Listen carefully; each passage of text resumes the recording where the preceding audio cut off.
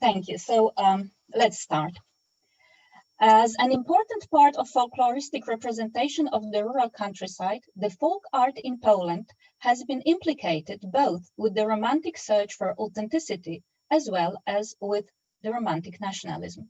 At the same time, being an element of the modern field of artistic production, folk art was involved in several of its formative debates, most importantly in those concerning primitivism and ornament. Historically, the first stage of inventing the folk art consisted in collecting objects selected by the intelligentsia, mostly artists and designers, according to the rules of both the folkloristic representation of the rural as well as the rules of the modern field of art. The selected objects became art by appropriation and were instrumental in design and taste reforms, creating of national styles in applied arts and architecture, as well as in triggering several manifestations of vanguard fine art production. Folk art has been therefore constructed in an asymmetric relationship between two creators, a maker living in the rural context and an intelligentsia member, authoring both the ideological content of the object produced by the maker, as well as defining its formal qualities. However, because of the romantic origin of the construct, the intelligentsia refused to acknowledge their authorship, but phrased their co-creation as discovery. Discovery has been an indispensable element of the grand narrative of progress. It is the discovery that made development of such disciplines as anthropology or ethnology possible. The modern discovery is based on the premise that its subject and object are entirely different and neatly separated from each other. There is an active subject, the discoverer, and the passive object, the discovered.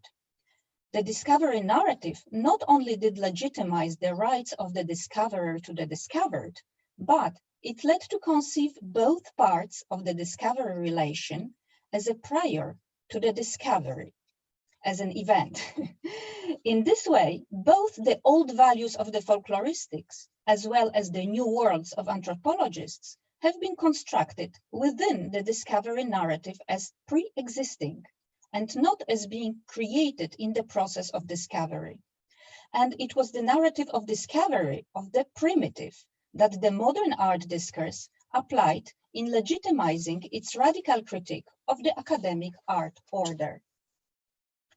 The mode of collecting activities, providing the rationale to Volkskunde or folklore studies, resulted in a representation of the rural world which was selective and strongly determined by the romantic nation-building program, informing the whole enterprise.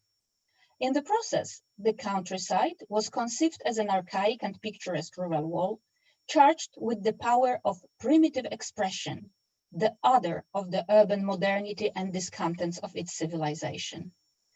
In acknowledgement of the representation's charm, its political utility, or a role it played in the modern myth of natural man, the intelligentsia members of various professional and political persuasions put the Heideggerian world picture mechanism in motion. Taking their own creation for reality, they began to transform the surrounding world in its image and after its likeness. The result was a long process of folklorization of the rural countryside and its inhabitants, carried out in its most spectacular in the context of nation-building politics, as the folklorized peasant was not anymore a dangerous adversary in a centuries-old social conflict, but became a provider of ideologically useful roots of the nation. The relationship of the intelligentsia expert with the phenomenon they called folk art tends to be phrased in morally charged terms of protection and support. And now the quotation. "I couldn't believe my eyes that such picturesque interiors can be still found in Poland," wrote in 1965 Janina Orężyna, one of the veterans in the field of folk art support, reflecting on her visit to village houses participating in a contest for a folk house interior in Łowicz region. Flamboyant, flowery, the quotations go on. Flamboyant, flowery paper cut friezes under the ceilings, colorful flower bouquets under the holy images, lively painted wooden chests and plates with flower designs nowhere to be found anymore. Time had stood still for a couple of thousand zlotys in a word. However, Orężina continued, the contests did not help to bring back the ancient decorative art to the villages, even though it resulted so easy to get it resurrected for the purpose. Once the prize was given, the dear scenes and towels embroidered with proverbs and mottos came back, replacing the paper cuts sold to museums and exhibition galleries. End of quotation. What is striking in these ruminations by a prominent folk art patron is exactly a patronizing approach to the villagers and their conformism, and the contempt for the owners of folk art treasures, unaware of their real value and ready to sell them for peanuts. All this is a sad confirmation that in spite of all goodwill declarations, the construction of folk art was not helping in peasant emancipation, but confirming the hierarchy of prestige based on cultural capital and taste. The works appropriated for the modern art field as folk art served as the cornerstones of a stylistic canon, which was further promoted as the expression of the folk qualities, both in art and design, as well as in the rural production itself. As the objects selected in the countryside and appropriated by the intelligentsia became for them the only valid artistic representation of the rural, they, the intelligentsia, required the rural producers to cater for their folkloristic myths and produce the folk art and craft. In this way, when the rural producers learned to call the object of their making folk art and understood what they should look like, it was not the objects they would produce for themselves, but those made for the city dwellers. Eleonora Plutyńska, that is represented in the slide, was an artist, a weaver from Warsaw, educated in Warsaw Fine Art Academy, and she strongly believed in the romantic concept of pristine and primitive folk expressing its spirit in a natural, uneducated, and unconscious way. She called her activities a revival of the double warp textile in Podlasie region. What she did, though, was going to the villages, finding the textiles woven for the local market, and these are the textiles you have on the left, and deciding with big distaste that they were awful and decadent, and she started to convince, she tried to convince the weavers to go back, as she thought, to their original pristine and folk tradition, which means to produce what she considered folk and beautiful. And for some time, the weavers worked actually for according to double standards and for two markets. They were making ours for the local use, and they were making folk to be sold in the city. But with time passing, in the 1950s already, when the fabrics produced in factories became cheaper, especially the jacquard decorative fabrics, the weavers lost their local market and they became just folk artists working for the folk market, which means to be sold in the city and outside of their own community. Rural dwellers, making themselves into producers of the folk art, were undergoing what I call self-folklorization.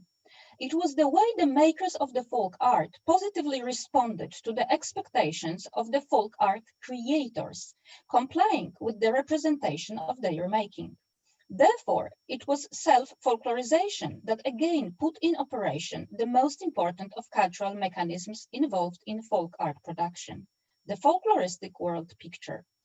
This time, however, the folklore as the image of the rural was instrumentally used by the discovered, not by the discoverers, and provided them, the discovered, with some cultural and economic capital. However, the village artists were not enthusiastic about the folk style because, as a contemporary author explained, quotation, in spite of the demand for regional products, in spite of strong promotion of folk traditions in the media, hundreds of contests and exhibitions, millions of zlotys spent every year by the state on supporting the folk art and craft, the rural countryside rejects its artistic traditions, identifying them with the times of poverty, hardships and starvation, humiliation, difficult access to education, lack of perspectives. End of quotation.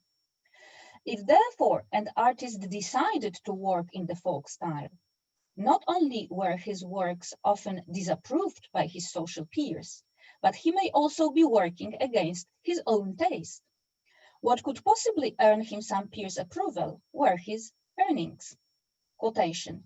In the case of rural artists, it is the fees that legitimize their work, both for the family and the neighbors, as well as for themselves, end of quotation, wrote ethnographer Antoni Kroch in a monograph of folk carving in the Carpathians, published in 1979.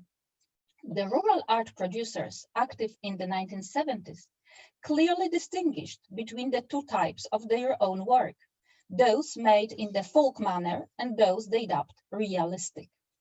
The first category was made for the urban intelligentsia in big cities and for the contests. The second, destined for the public in villages and little towns. The primitive form, which for the artistic vanguards and neo-vanguards of the 20th century meant liberty as a consequence of shunning the shackles of the academic classic norm, for the rural artist meant the stiff straitjacket of the primitive norm. Shunning its shackles would mean losing the status of folk artist. Therefore, the conscious choice of primitive convention, dubbed by the rural producers folk or traditional, quite often meant for them the alienation from their own experience and aesthetic choices, and was a result of symbolic violence intrinsic in self-folklorization. The concept of folklorism, as opposed to folklore, elaborated by Józef Burszta, was an attempt to come to terms with methodological problems posed by social and artistic reality of People's Republic of Poland's rural life. In Burszta's opinion, traditional folklore was a closed chapter, it was a quotation, and what was produced in the Polish countryside of the 1960s and 1970s was folklorism, namely using the elements of folk culture for broader social purpose, either by transferring them directly outside of their original context or by adapting them as resources for artistic production. According to Burszta, the modern context, the elements of traditional, in the modern context, the elements of traditional folk culture, folk art among them, can function socially only in the folklorized form. For all the lucidity of Burszta's remarks, what strikes is the total absence of reflection on difference between the folklorization as done by Romantic poets or 20th century designers and artists, and the one carried out by the peasants themselves. A painting by Zofia Stryjeńska was for him an instance of folklorization, and a paper cut made for Cepelia or a carving executed for a folk art contest by a rural artist was another one. And as if making the rural producers into folk artists did not involve all the processes I have just described. However, as folk art production was more and more a question of a conscious stylistic decision, what got undermined was the romantic concept of pristine and primitive folk, expressing its spirit in a natural, uneducated, and unconscious way. Therefore, when producing folk art became the question of a conscious choice, its urban lovers did not find there what they were looking for, and became bored and tired by their own activity were many of the folk artists, virtually every month taking part in a contest. Between 1974 and 1978, over 200 folk art contests took place in Poland, which actually meant that there was a contest every week. A substantial share of this number formed the so-called thematic contests, one of the most important propaganda tools. Now the quotation. There are times when folk artists cannot keep up. They have to produce for the contest on the army, for the child, for the firefighter, for Sienkiewicz, for Żeromski, explained a folk art leading expert, Aleksander Jackowski. And the quotation goes on. And the rural carver, while showing me his works, explained that there were the roadside saints, the figures very typical emblematic for Polish folk art expression. There were the roadside saints of religious, historic, and state persuasion in his creation. End of quotation. In spite of the waning enthusiasm for the folk among the intelligentsia, it would be neither easy nor recommendable for the experts to attempt convincing the rural folk art producers that what they were into simply ceased to exist, because they had lost the innocence of the primitive. The production of folk art was institutionally supported by the socialist state. That was the employer of the folk art experts. In this way, in the 1970s, the People's Republic of Poland was selling itself as a folk republic. And the easier it was, as both people and folk in Polish are conveyed by the same word, lud. Thank you.